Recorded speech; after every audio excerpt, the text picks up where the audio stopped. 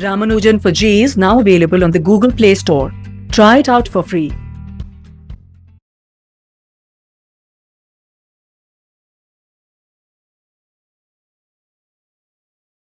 Good morning, students. In our last class, we started surface chemistry, a new chapter, and therein we studied some of the terms, important terms, and their definitions, particularly the surface phases and interface.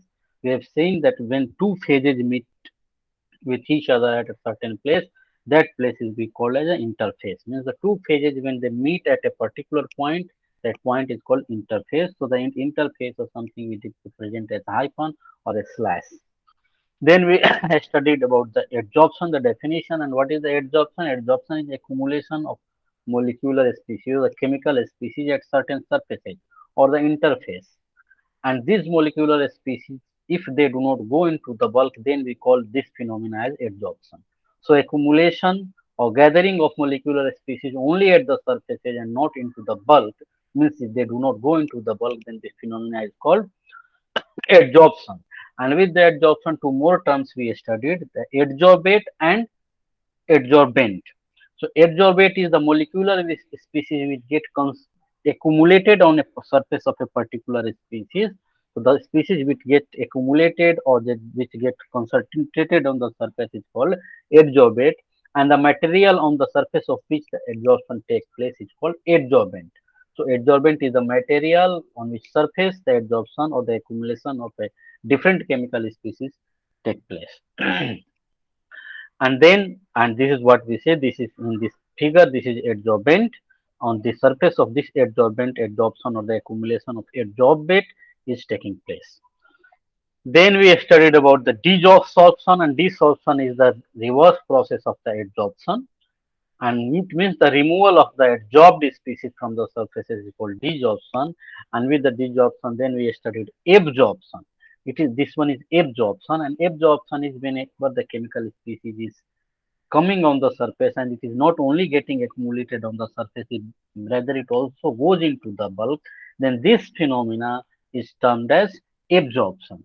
So absorption, in other words, it goes deeper and involving the entire volume of the absorbent.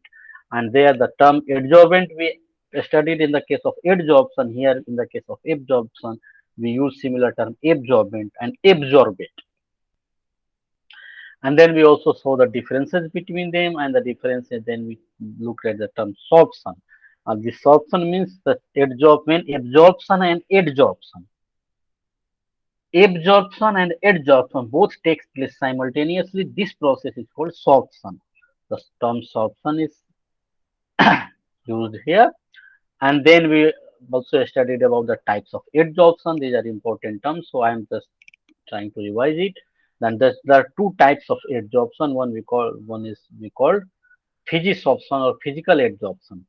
Or physical adsorption, this occurs only because of the weak van der Waals interactions between adsorbate and adsorbent.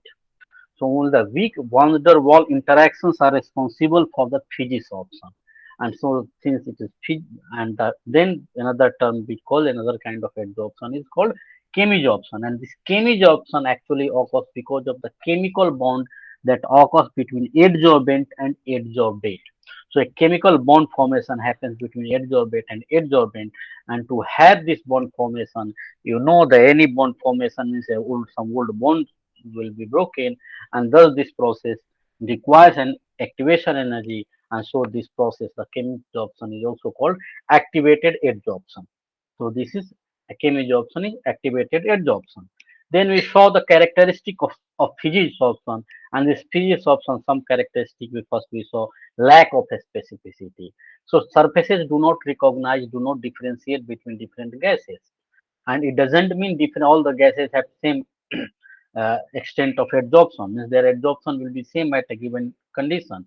No, it will differ, and that difference is because of the nature of the adsorbate, the gas that gets absorbed, and the gases for which melting and boiling points are higher, they get more absorbed at the surfaces. So surfaces do not recognize between them, between different gases. So we see the lack of specificity between the surface and the for the surfaces for different gases, because the van der Waal interactions are responsible, and these van der Waal interactions are weak interactions, and they do not differ much between different gases and the surfaces and a particular type of surface. However, what we see, these gas molecules, they may have their own interaction between them that differs differently, and because of that, we see different gases have different melting and boiling point. So, because of that, so this nature of adsorbate or the adsorbate gases, their nature may define there is some this physics often depend on them, and the gases with higher critical temperature means the higher boiling points or the melting points, they get readily adsorbed, and as van der Waals forces are stronger between these gas molecules. And we saw the enthalpy of adsorption, and we have seen enthalpy of adsorption. This is the weak interactions, and because of the weak interaction, enthalpy of adsorption is very low, and it is between 20 to 40 kilojoule per mole. And we see this adsorption is also physisorption is an exothermic process. So energy of this amount will be released because of the physisorption in this range. And so physisorption, as it is exothermic process, so on increasing the temperature, the extent of physisorption should decrease, because exothermic processes are not favorable at high temperatures. This we know. Now, this physisorption is a reversible process, and reversible process means this process may be reversed depending on the temperature and the pressure. If you increase the temperature, as we know, this physisorption is an exothermic process, and this physisorption, these gases get weakly absorbed on the surfaces. So, on increasing the temperature, their kinetic energy or the thermal energy will increase, and so these gases will be desorbed from the surfaces. So, on increasing the temperature, the desorption will happen, and desorption will be favored, and the adsorption will be favored at the lower temperature. So, this process is reversible. Then, and that reversibility we see even in the mild little change in temperature. And this reversibility, we see this process also depends on the pressure. At higher pressure, absorption is will more favorable, and at a lower pressure, if you decrease the pressure, usually desorption will happen. And so this process is also a reversible process, and these things happens according to Le Chatelier's principle. Then we also see surface area of adsorbent. So surface area of adsorbent increases, the adsorption increases. And now the characteristic of chemisorption, we have also seen certain characteristics. First is the highest specificity. So different surfaces have different affinities with different gases, different molecules, because there has to happen a chemical bond, and a chemical bond, if there is a chemical bond formation happens, the chemical bond formation, different surfaces are different adsorbate, and adsorbent will have different affinity with each other. So chemisorption is therefore highly specific. And example, we see the oxygen is adsorbed on metal by virtue of oxide formation, and hydrogen is absorbed by transition metals due to hydride formation. So on the metal surface says we will see oxygen get adsorbed because of the oxide formation, but hydride formation happens in the when the hydrogen is adsorbed at the transition metal surfaces. And this hydride and the oxides, they have different bond energies, and so their energy, their enthalpy also will vary. Then we see this chemisorption are irreversible usually, and this irreversible because the forward reaction is an exothermic reaction to a larger extent, and so the barrier for the reverse reaction will be higher. And since barrier for the reverse reaction is higher, such reactions in the reverse direction usually do not take place. And the surface area, when we look like physisorption, the surface area, when it is increases, the chemisorption also increases. So we do not see any distinction mm, between physisorption and chemisorption with respect to the surface area of the adsorbent. And the enthalpy of adsorption, as we know, the physisorption was because of the weak van der Waal interactions, and the chemisorption happens because of the strong bond formation between adsorbent and adsorbate. So the enthalpy of adsorption is high in the case of chemisorption, and it ranges between 80 to 240 kilojoule per mole. And because this involves chemical bond formation and there is differences we have seen, let us now study the adsorption isotherm. And this adsorption isotherm also these two definitions we have seen. What is the adsorption isotherm and what is the extent of adsorption? So the variation of amount of a gas adsorbed by the adsorbent with pressure at constant temperature can be expressed by means of a curve, and this is what this curve is called as adsorption isotherm. So the a curve which depicts the gas adsorbed by the adsorbent with pressure at a constant temperature is called as adsorption isotherm. Isotherm means at a constant temperature we see the adsorption, and this adsorption is the amount of gas that get adsorbed with respect to pressure. This is called adsorption isotherm. And with the absorption isotherm, to understand adsorption isotherm, we have to understand extent of adsorption. And the extent of adsorption is what? The extent of adsorption is expressed as mass of the adsorbate absorbed on unit mass of the adsorbent. So per unit mass of adsorbent, whatever the amount of adsorbate that is absorbed is called extent of adsorption. The extent of adsorption is more, it means for a particular gas or for a particular surface, it means larger amount of gas is absorbed per unit mass of that adsorbent. So if X gram of an adsorbate is absorbed on n gram or in m mass of the adsorbent, then extent of adsorption is what? Will be equal to x gram of adsorbate, and it is adsorbed on m gram of the adsorbent. So x gram divided by m gram, so that is x by m is called extent of adsorption.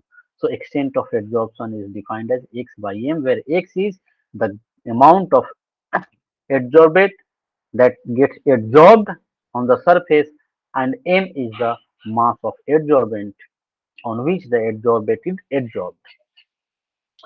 Now with this, let's see the Friedrich adsorption isotherm, and Friedrich adsorption isotherm, he gave first the adsorption isotherm and an equation he provided.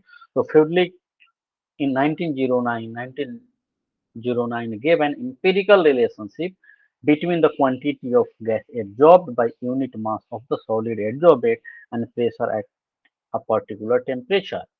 So the quantity of gas adsorbed by unit mass of the solid, and this is what? It is nothing but x by m. So this is talking about the extent of adsorption.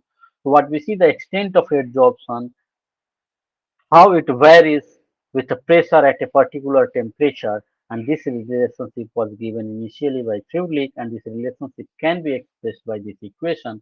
So this equation he gave as x by n is equal to k p to the power 1 by n, where n is greater than 1.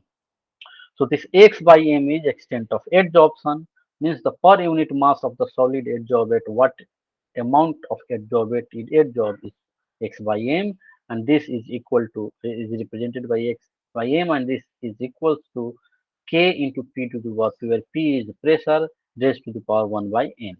And here what we know, k and n are constant, p is the pressure that we know. So here x is the mass of gas adsorbed on m mass of adsorbent at pressure P. K and N are constants here, and these constants depends on the nature of adsorbent and the gas which is adsorbate at a particular temperature. So the value of K and N depends on the nature of adsorbent and adsorbate. And this adsorption isotherm, the experimentally one can obtain adsorption isotherm as such.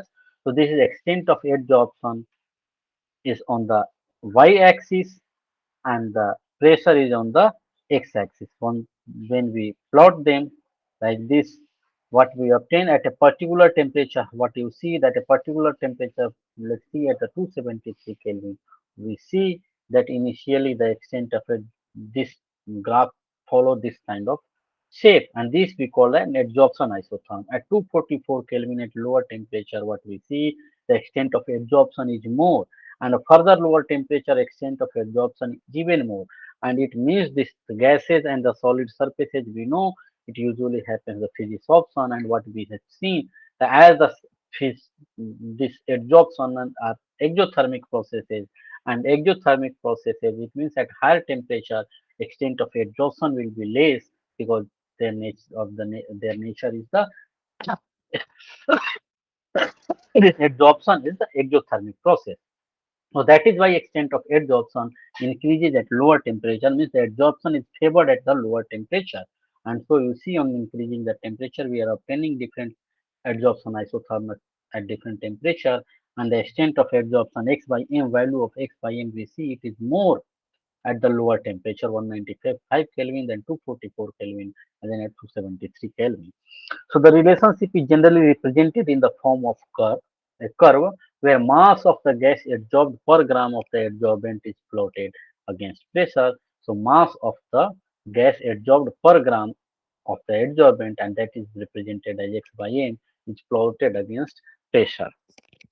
So at a fixed temperature, extent of adsorption increases with increase in pressure. This is what we see. The extent of adsorption increases with the increase in pressure at a fixed pressure. However, we see a saturation at higher pressure. So this extent of adsorption gets saturated, means adsorption do not happen to a larger extent when the pressure reaches a certain value. So even if you increase the pressure from a certain value, when the this adsorption, the process of adsorption gets saturated, we do not see any further adsorption, and the extent of adsorption do not increase. And the curves may seem to approach saturation at high pressure, and we see saturation at high pressure is achieved.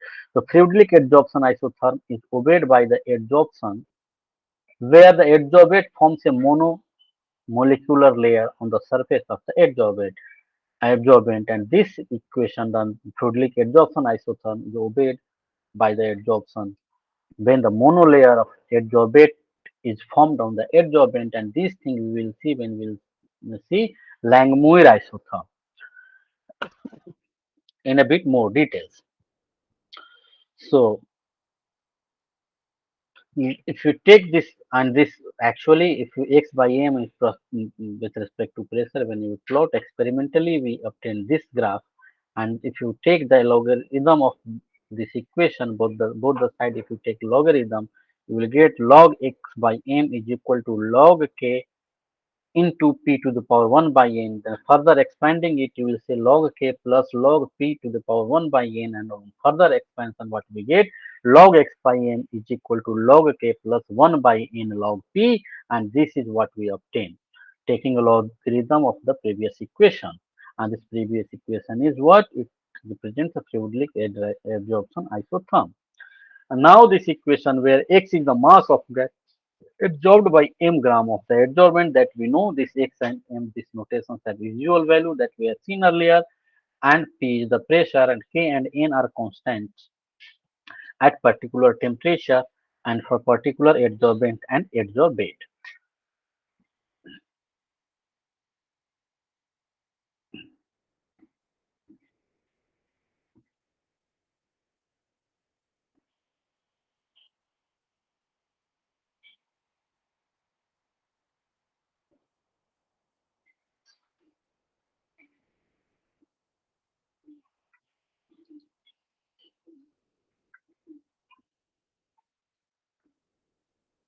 And what we know here, this value, this n, this value is greater than 1. If this greater than 1, it depicts, it tells it that n is always greater than 1, and it means that amount of the gas absorbed does not increase as rapidly as the pressure.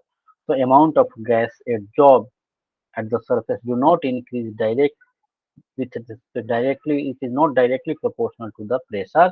It means to a certain, it is to the not, it doesn't increase to the same extent as the pressure is increased, and that is why pressure to the power 1 by n is shown, and where value of n is less than 1. So this value, the n, it signifies this. It signifies that the amount of gas absorbed does not increase as rapidly as the pressure.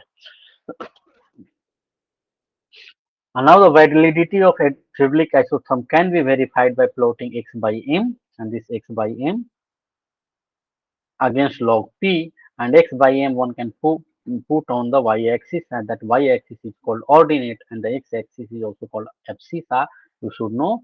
And the putting the value of log p on x-axis or abscissa, and then when we do it, we should obtain a straight line graph, and this straight line graph, similar graph we should obtain. If we obtain this kind of graph experimentally, it means this Friedrich isotherm is actually valid. So it comes to be a straight line. The Friedrich isotherm is valid, otherwise no. So the slope of the straight line in the previous equation should give the value of n by n, because this value, when we look at log x by m, the one can represent this as y is equal to c plus mx. This is x. So m, the slope is 1 by n. So 1 by n should represent the value of slope, and the intercept on the y-axis should give the value of log k, because log k is c, and this equation you see, one can just see log m, log x by m against on the on the ordinate, and log p and on our abscissa on the x-axis, and we see what this log value of log k. As per this equation, log x by m is equal to log k plus 1 by n log p. This log p is x, 1 by n is m, and log x by m is y, and log k is c. So this c, the intercept, it tells us the value of log k. So this value will tell us the value of log k if we obtain a straight line on the intercept on the y-axis or on the ordinate, and the m will give us the value of 1 by n. So this is the slope, this is m, which is obtained as 1 by n, and this is the theta when it makes theta angle. A similar adsorption isotherm one can also see this amount of gas adsorption per gram of the adsorbent A, and this we see at 0 degree centigrade this graph, and at lower temperatures we see extent of adsorption is more and more, and this extent of adsorption increases with the pressure till the saturation is achieved at a particular pressure. Once the saturation is achieved, even further increase in pressure do not affect the extent of adsorption, it gets saturated. So the Friedrich isotherm explains the behavior of adsorption in an approximate manner. It doesn't tell, we do not see when we plot this graph experimentally the exact straight line. So it means Friedrich isotherms do not explain this behavior exactly, but in an approximate manner it explains. So the factor 1 by n can have values between 0 and 1. So usually the factor n, value of n should be constant. It is a constant as per the Friedrich equation, and this 1 by n, value of 1 by n should be a constant value. But what we see, this value of n by 1 by n, it varies between 0 to 1 usually, and 0 to 1,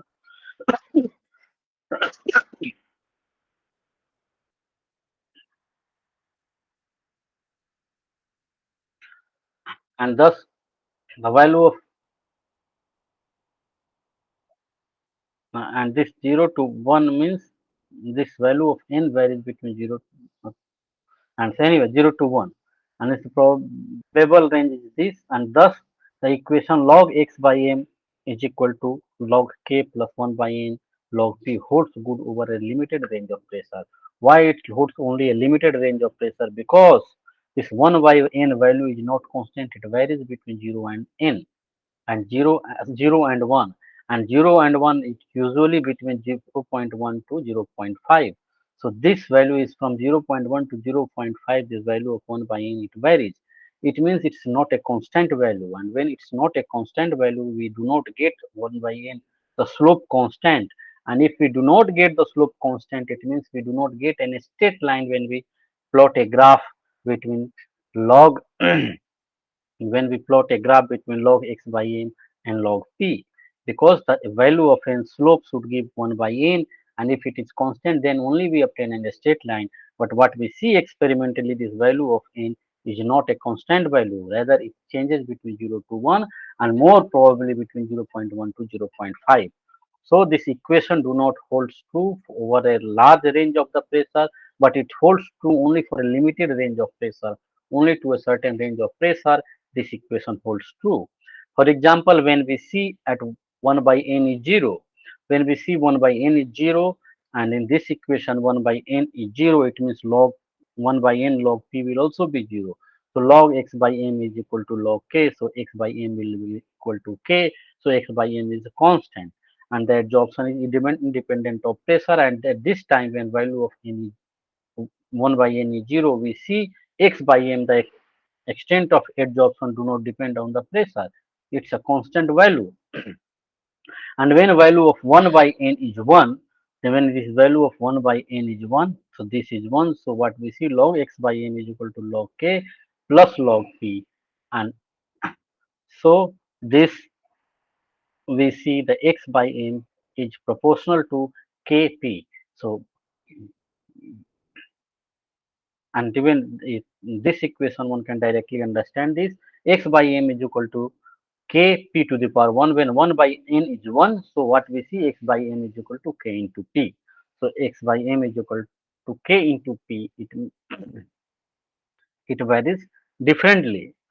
So the absorption varies directly with the pressure, and we see two different values at two different values, two different equations. So when 1 by n is 0, x by m is constant, and when 1 by n is 1, x by m is equal to kp. Two different equations we obtain, and we do not see the value of n is constant, and that is why experimentally we see there is a certain flaw in the Frederick absorption isotherm equation. And both the conditions are supported by experimental results because these values we obtained experimentally. So what we see again in this graph, if you look at the x by m versus pressure plot, and we see usually at the lower pressure here x by m is proportional to p to the power 1. So at low pressure, extent of absorption varies linearly with pressure. And it varies linearly with pressure p to the power 1. It means at a low pressure the value of 1 by n is 1. So value of n by 1 by n is 1, and at high pressure it becomes independent of pressure. And at high pressure, usually when the saturation occurs, we see the extent of absorption do not depend on the pressure. It becomes constant, and it becomes constant. So this value we obtain. So 1 by n becomes 0. So at high pressure, what we see, the value of n becomes 0. So x by n is directly proportional to p to the power 0, or p to the power 0 means 1. It means it does not depend on the pressure. So at high pressure, what we see, this isotherm do not depend on the pressure, do not depend, x by m do not depend on the pressure. So and this equation and this expression holds true only at a moderate pressure. So only at the moderate pressure, Frederick adsorption isotherm holds true. So the extent of adsorption depend upon the pressure raised to the power 1 by n only at moderate pressure. So only at moderate pressure, this equation is valid. So the experimental isotherm always seems to approach saturation at high pressure, and saturation at high pressure means what? The extent of adsorption and no further adsorption will take place. It means this adsorption is independent of the pressure, and this cannot be obtained by Frederick isotherm. And this equation, if you look at the Frederick equation, you may not obtain this experimental value. And from the Frederick equation, x by n is equal to k to the power k p to the power 1 by n for value of n which is greater than 1. Thus it fails at high pressure because, and so we look at the Langmuir as adsorption isotherm. So one of the drawbacks of the Frederick isotherm is that it fails at high pressure of the gas. So to explain this, Irving Langmuir derived a simple adsorption isotherm on theoretical consideration, which is based on the kinetic theory of gases. So based on the kinetic theory of gases, Langmuir derived a simple adsorption isotherm on theoretical consideration, and he gave his own equation, and this is named as Langmuir adsorption isotherm. So what he said, adsorption takes place on the surfaces of the solid only till the whole of the surface is completely covered with a unimolecular layer of adsorbed gases. So adsorption on adsorbent takes place only till a uniform unimolecular layer of the adsorbate is formed. Once this unimolecular layer is formed, so no further adsorption will take place.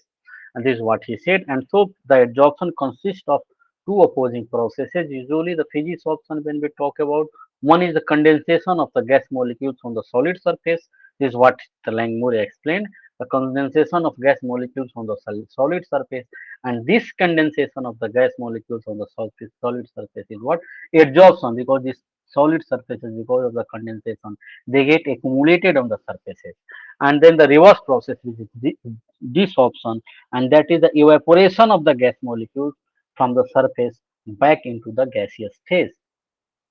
So the condensation and evaporation of the gas molecules that happens, and this happens at the surfaces of the solid. And the rate of condensation depends upon the uncovered surface of the adsorbent available for the condensation. And this rate of condensation, it depends on the what area of that solid surface is still uncovered, means it is still not covered by the adsorbent or the gas molecules. And if that area, the surface area is larger, then we see the condensation rate of condensation is larger. And the desorption will be just opposing process. If the larger surface area is covered, the process, the reverse process, the desorption will be, the rate of desorption will be higher, or the evaporation will be higher.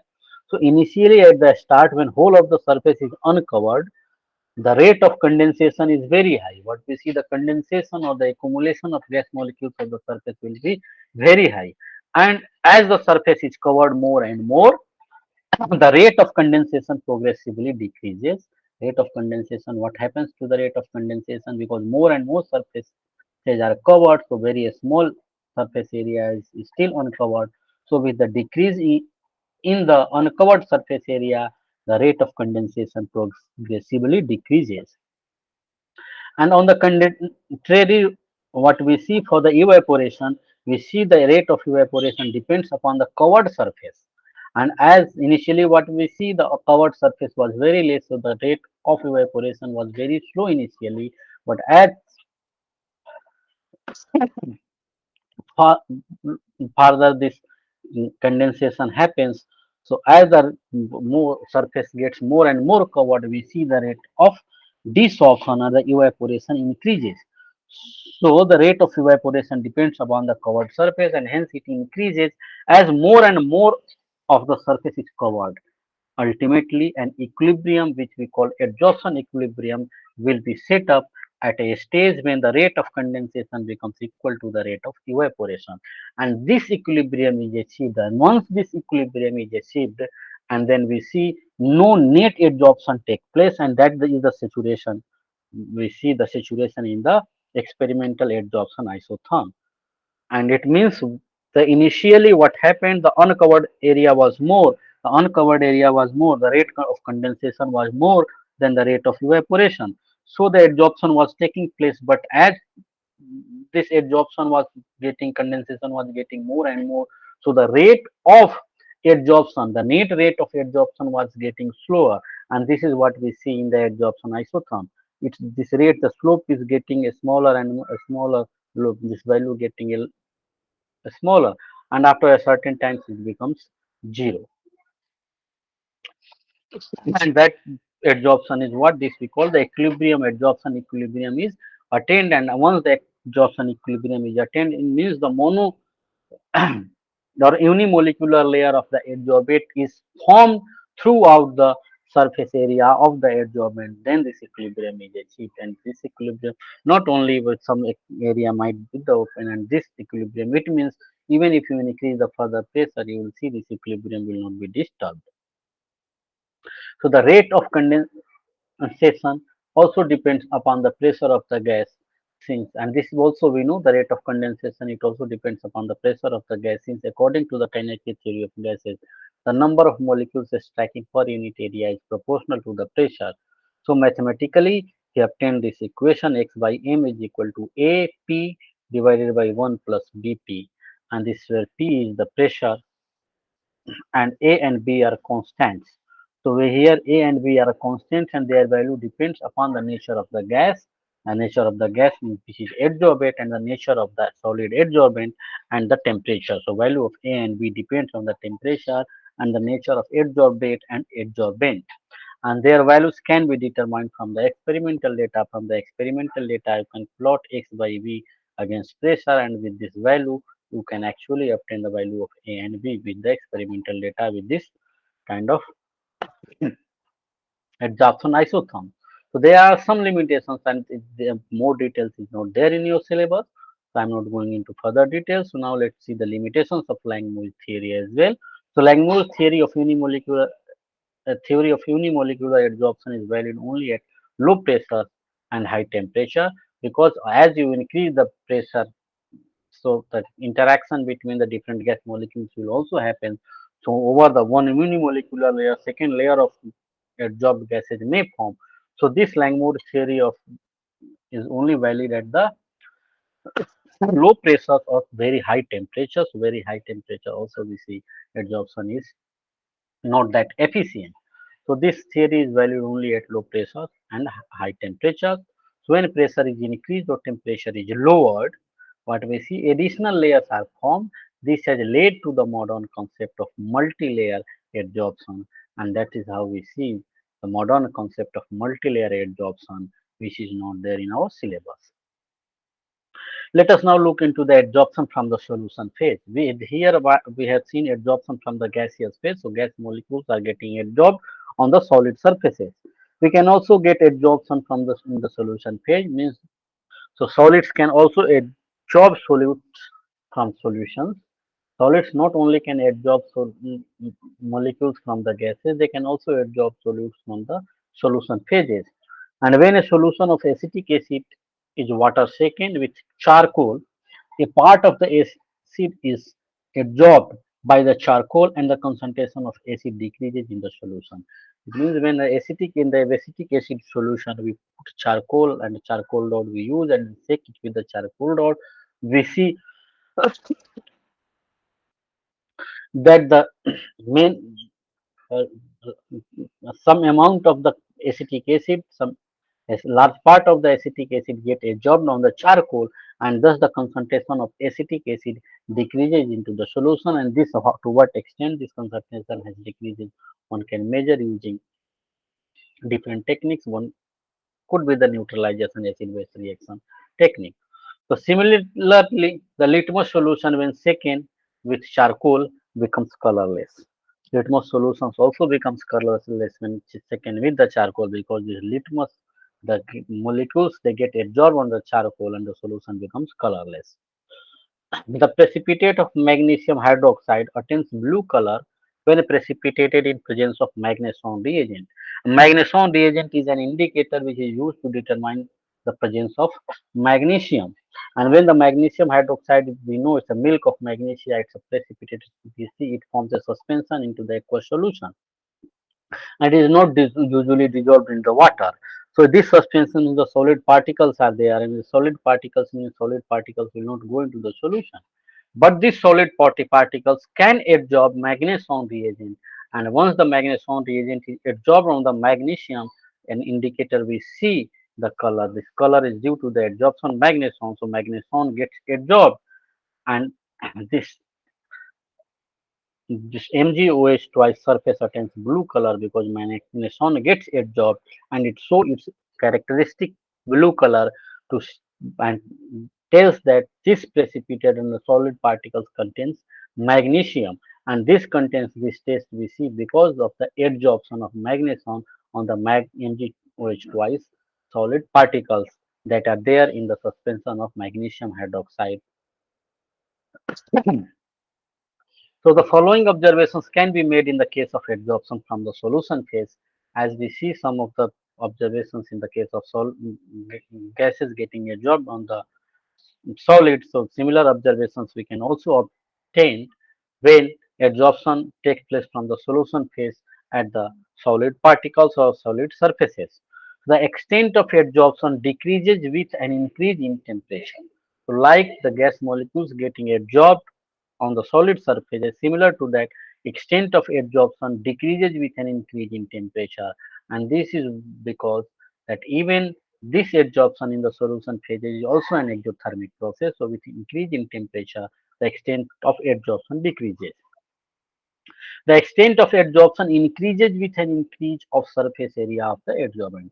And this we know, as you increase the surface area of adsorbent, usually the extent of adsorption increases when the adsorbate is gases. For this we have seen, and here the same observation we also observe, the same result we also observe when we use when we absorb solutes from the solvent phases onto the solid surfaces.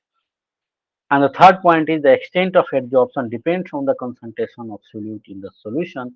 As we saw, you increase the pressure, you see adsorption increases, and the pressure with the pressure here it replaces with the concentration. So as you increase the concentration of the solute into the solution, extent of adsorption will increase.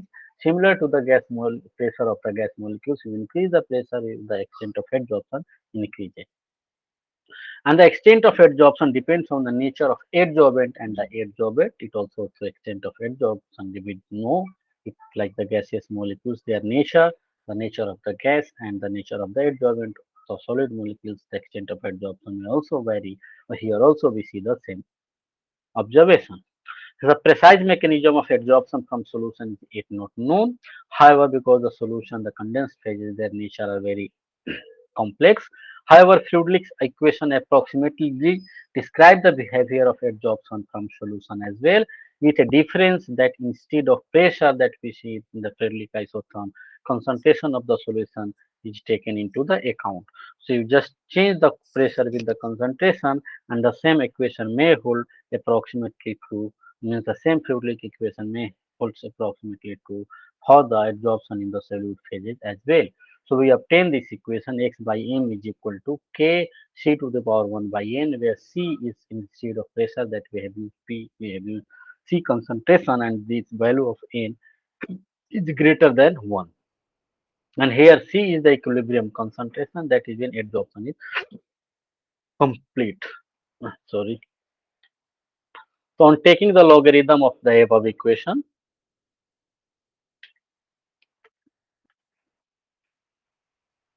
so when you take the logarithm of this equation, you will obtain log x by m is equal to log k plus 1 by n log c. Now, how we can reach here?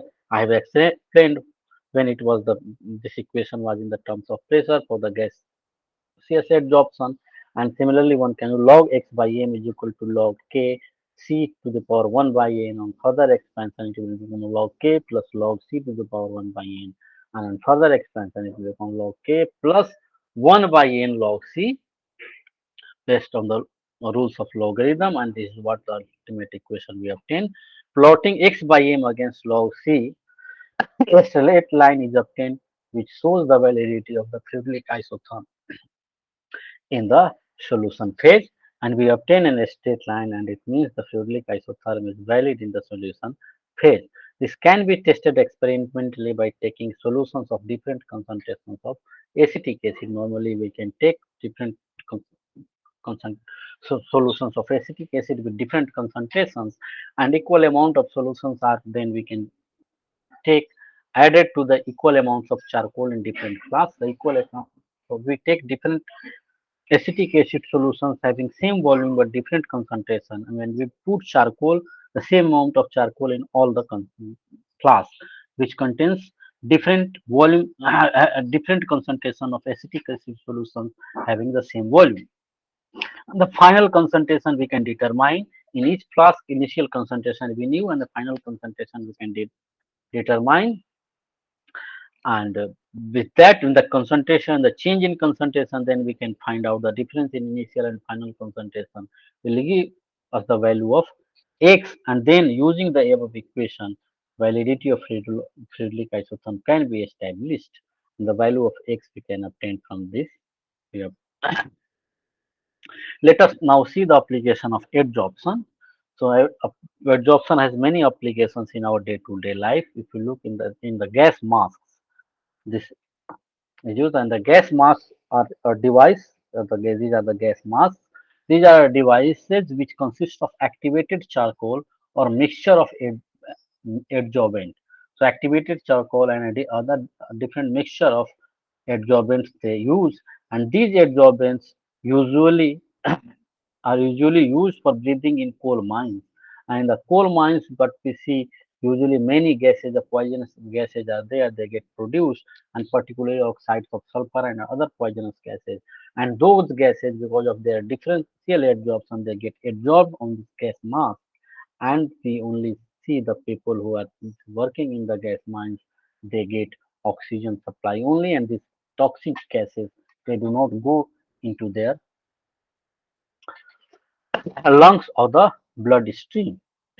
So this adsorption and these gases gets absorbed because of they get absorbed on the charcoal and other adsorbents, and because they have a stronger affinity with the charcoals and the other adsorbents. So the adsorption has applications in the gas mask, and because of the adsorption, gas masks work. And then the separation of inert gases. Another thing with the inert gases, the mixture of inert gases can be separated using the process of or the method of adsorption. And due to difference in degree of adsorption of different gases by charcoal, a mixture of inert gases can be separated by adsorption on charcoal on coconut charcoal at different low temperatures. On coconut charcoal, different gases have different adsorption, and so a gas which has a larger amount of excess, the two just take a mixture of two gases. One gas has high affinity with the charcoal, it will get adsorbed, and whatever the left is the another gas, and thus these gases can be separated out.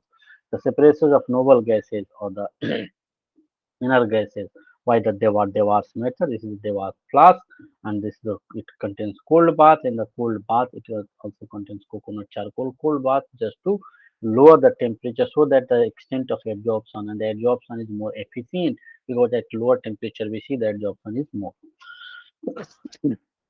And the of adsorption is also in the desiccation and dehumidification processes.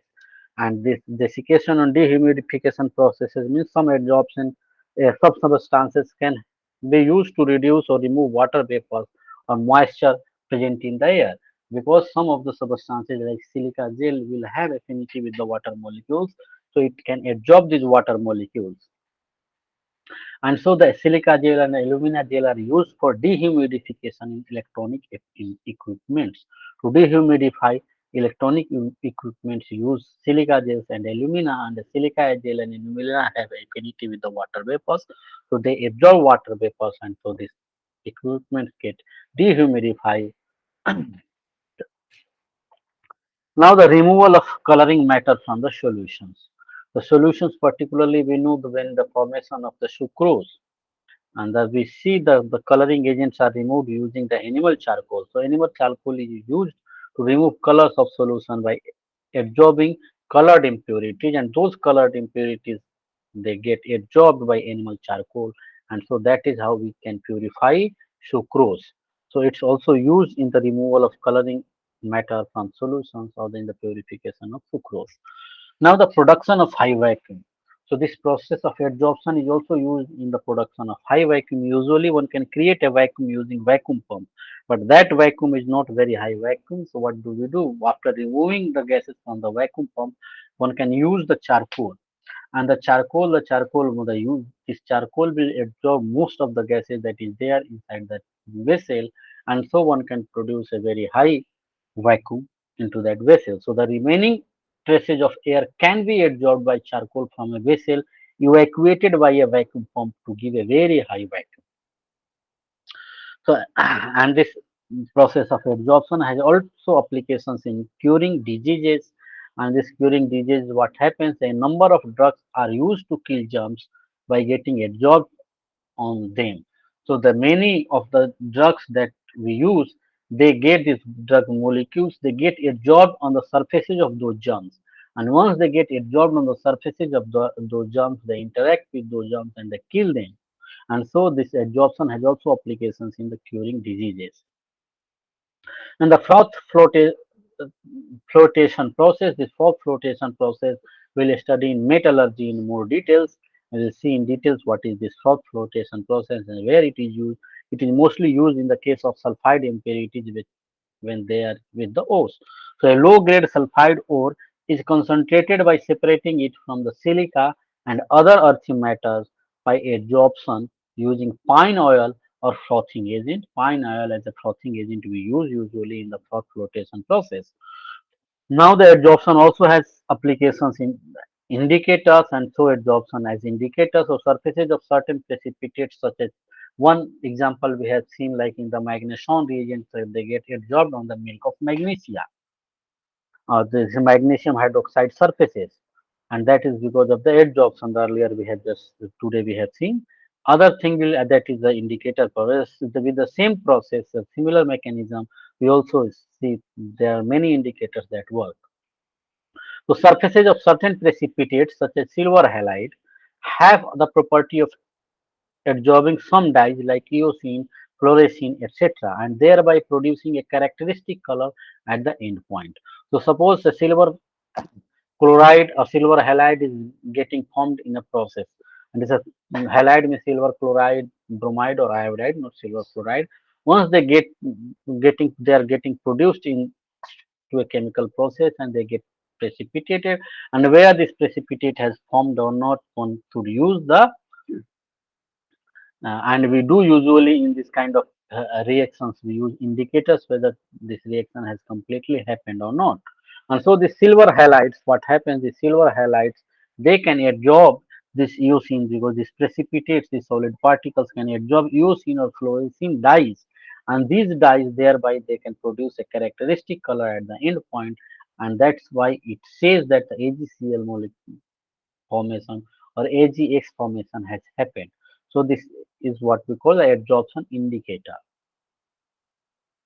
And the heterogeneous catalysis absorption also has importance in the heterogeneous catalysis, and this is the currently most celebrated branch of the catalysis. There is the homogeneous catalysis, but most of the catalytic processes that is of our interest are heterogeneous catalysis, including the Ziegler-Natta catalysis that we see for the formation of the plastic. So absorption of the reactants on the solid surface of the catalyst increases the rate of reaction, and once this what happens at the surfaces of the catalyst, the reactants when they get absorbed on the solid catalyst, the rate of reaction increases, and there are many gaseous reactions of industrial importance involving solid catalyst. One example I have seen is the Ziegler-Natta catalysis.